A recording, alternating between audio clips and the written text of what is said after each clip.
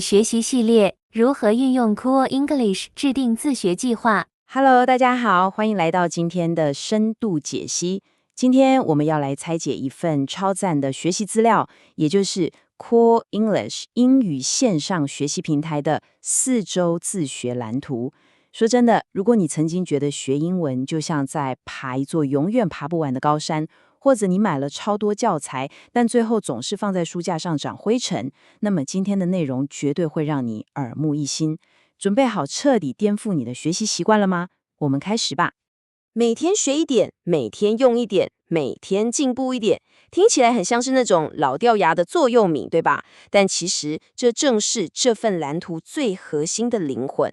我们以前总是有个迷思，觉得学英文就是要趁周末把自己关在房间里死背3个小时。但这份指南直接点出一个残酷的事实，持之以恒绝对胜过考前冲刺。每天累积那一点点微小的进步，才是你真正能掌握一门语言的关键。为了达成这个目标，我们今天的解析会分成5个部分。首先是自主学习的心态，接着是每日6大任务，再来是高效输入的秘密，第4，有效输出的关键。最后，我们会带你把这一切统整成完整的4周学习蓝图。好，我们马上进入第一部分，自主学习的心态。你有没有遇过一种情况，就是单字看过去了，觉得自己背起来了，结果隔天完全想不起来？这份资料提出了一个很棒的概念，叫做6阶段学习模式。它告诉我们，真正的学习绝对不是你被动的盯着荧幕就好，它是一个超有活力的动态循环。你得先接收资讯，也就是输入，接着去理解，然后动手练习跟输出，最后最重要的一步，你要对自己进行评量跟反思。走完这整整6个阶段，这些知识才会死心塌地跟着你。接下来进入我们的第2部分，每日6大任务。我知道你现在心里一定在想，天哪，6个阶段听起来好累，我哪有时间？别担心，真的别担心，这份计划最棒的地方就在于它超级亲民。你不需要每天悬梁刺股的苦读，你需要的仅仅是每天30到45分钟，就这么多。不管你是忙碌的学生，还是天天加班的上班族，这点时间绝对能轻松挤出来。那这短短的40分钟左右要做什么呢？其实就是快速跑过6个步骤，先碰一点单字，接着练听力、看阅读，再来搞懂文法，开口说说话，最后做个小测验来复习。你会发现，这种频繁切换任务的方式，就像是给大脑吃综合维他命一样，不仅不会无聊，还能确保你的英文能力没有任何死角。第3部分，我们来谈谈高效输入的秘密。先来说说单字，拜托，千万不要再拿着单字本从 A 开头的 abandon 一路背，然后卡死了。指南里强烈建议我们做单字分级，也就是说，遇到单字先过滤，完全不认识的放 A 类，需要查清楚；看过但不熟的放 B 类，重点看例句就好。那些你早就认识的 C 类，就放过自己吧。以后阅读碰到了，自然就算复习。你每天的目标其实只要挑5到10个最重要的单字去深入了解，这真的会帮你省下大把浪费在无效背诵上的时间。为了让这些单字真正住进你的脑袋里，这份蓝图提供了一个超实用的笔记范本，其中最关键的一环就是我的句子。死背单字表，你明天保证忘记。但如果你能发挥一点想象力，结合你自己的生活，亲手写下一个句子，哇，那个记忆粘着度绝对是翻倍成长的诶。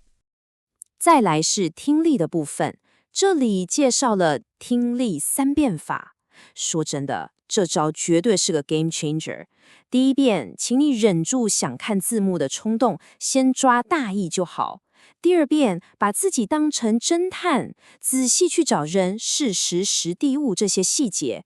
到了第3遍，才把文字稿拿出来，对照一下你听到的声音跟实际的文字到底差在哪儿。这种层层叠加的挑战，能完美帮你搭起声音跟文字之间的桥梁。其实阅读也是同样的逻辑。想想我们以前的坏习惯，只要遇到一个不会的生字，就马上停下来查字典，查完再回来读，整篇文章被切得支离破碎，挫折感直接拉满。但新方法不一样，它要我们用3层阅读法，让你保持那个阅读的流，动能才不会消失。具体来说，第一层就是用最快的速度扫描，抓住作者到底想说什么。第2层去找5WH 的关键细节，到了第3层才去死磕那些不懂的生字和文法。所以核心观念很简单，在烦恼那些微小的单字漏洞之前，请先确保你懂了整篇文章的大方向。好，输入够了，来到我们的第4部分，有效输出的关键。这是整个学习中最让人兴奋的转变了，因为你要从看得懂进化到真的能用出来。很多人一听到文法就头痛，对吧？但这份资料把文法拆解成一条行动链，它不是死板的规则，而是你要先理解、观察，然后去做线上练习，接着逼自己造句，最后实际应用出来。这条链子直接解决了大家最常遇到的瓶颈：为什么这个文法我都懂，但要用的时候就是脑袋一片空白？那口说呢？这里传授了4个强大的绝招，从最基本的朗读到模仿母语人士语调的跟读，再来是替换单字的句型练习，最后是终极大魔王复述。千万不要小看复述这个动作哦。当你能把教材盖上，全凭记忆，用自己的英文挤出3到5句话来总结刚刚学的东西，相信我，这在语言学习上真的是一次巨大的胜利。最后一个部分也是把前面一切串联起来的4周学习蓝图。我们现在拉高视角，来看看这些微小的习惯，在时间的发酵下会产生多大的复利。但在看课表之前，只能特别提醒我们，要好好利用每天最后一步的测验，把它当做你的专属导航仪。测出来90% 以上，太棒了，继续往下走。70% 到89%，稍微抓一下错题复习。如果低于70%也没关系，把教材再顺过一遍就好。我特别想提一下这句话，真的超暖的。错题不是在嘲笑你失败，不是为了打击你的信心，其实完全相反，它们是你找出盲点，让自己变得更强大的最佳工具。好，来看这张超棒的每周课表，这简直是选择困难症的救星。你不用在每天早上醒来烦恼，我今天该念什么？星期一搞定单字跟阅读，星期2专攻听力，一路照着走到星期5的总复习，周末就稍微放松一点。这种帮你安排的明明白白的结构，真的会大幅降低你想偷懒的借口。那拉长到整整1个月来看呢？